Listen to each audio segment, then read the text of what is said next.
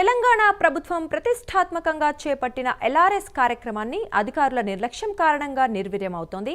గడువు ఇంకా 8 రోజులే ఉండగా అధికారులు అందుబాటులో లేకపోవడంతో జీహెచ్ఎంసీ కార్యాలయానికి తిరిగి చెప్పులరుగుతున్నాయని ప్రజలు మండిపడుతున్నారు.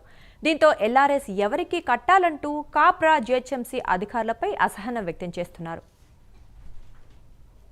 ఎల్ఆర్ఎస్ అమౌంట్ కడదామని నేను వచ్చాను. రావడం వల్ల ఫస్ట్ ఒక 1 వీక్ క్రితం వచ్చాను. వస్తే వాళ్ళు అధికారులు లేరని చెప్పారు.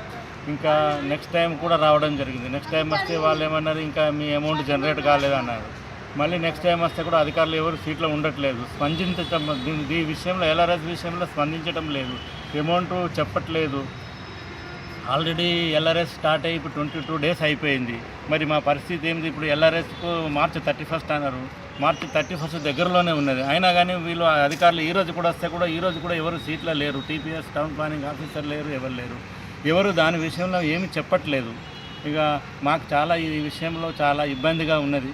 దీని విషయంలో సార్ మీకు జీహెచ్ఎంసీ కార్యాలయంలో హెల్ప్ డెస్క్ కూడా అరేంజ్ చేశారు కదా, హెల్ప్ డెస్క్ కాల్ చేశారా? హెల్ప్ డెస్క్లో కూడా కాల్ చేస్తే ఎవరు ఎత్తట్లేదు. వాళ్ళు అసలు రెస్పాన్సే లేదు. హెల్ప్ డెస్క్ ఉన్నదంటే ఉన్నదన్నట్టే కానీ వాళ్ళు ఏం యాక్షన్స్ లేదు, వాళ్ళు ఏం కస్టమర్ చెప్పట్లేదు. అంటే ఆల్రెడీ అమౌంట్ కూడా జనరేట్ కావట్లేదు. అమౌంట్ ఎందుకు జనరేట్ కావాలంటే ఏమో మాకు తెలియదని చెప్తున్నారు. అవుతుంది అంటారు, అంతేగాని అమౌంట్ జనరేట్ కాదు. మేము కట్టడానికి ఎంతో ఉత్సాహంగా ఉన్నాము, కానీ మేము ఇక్కడికి వచ్చి నిరుత్సాహపడిపోతున్నాము. మా పరిస్థితి చాలా ప్రాబ్లంగా ఉన్నది. దీని విషయంలో అధికారులు స్పందించి కస్టమర్స్కి ఇబ్బంది కాకుండా ఎల్ఆర్ఎస్ అమౌంట్ జనరేట్ చేసి కట్టించుకోవాలని మా యొక్క మనవి. మున్సిపల్ ఆఫీసు కాప్రా సర్కిల్కి వచ్చినామండి. లాస్ట్ 4 డేస్ నుంచి వస్తున్నాము. మాకు టౌన్ ప్లానర్ సార్ ఏమో కలవట్లేదు. మెయిన్గా ఇక్కడికి వచ్చేది ఏంటంటే ఎల్ఆర్ఎస్ పెడదామని వస్తున్నాం మేము రెగ్యులర్గా. లాస్ట్ టైం వచ్చినప్పుడు ఏమన్నారు, చెర్లపల్లి బిఎండి నగర్ ఏరియా మొత్తం యూఎల్సీలో ఉంది అని చెప్పేసి అన్నారు.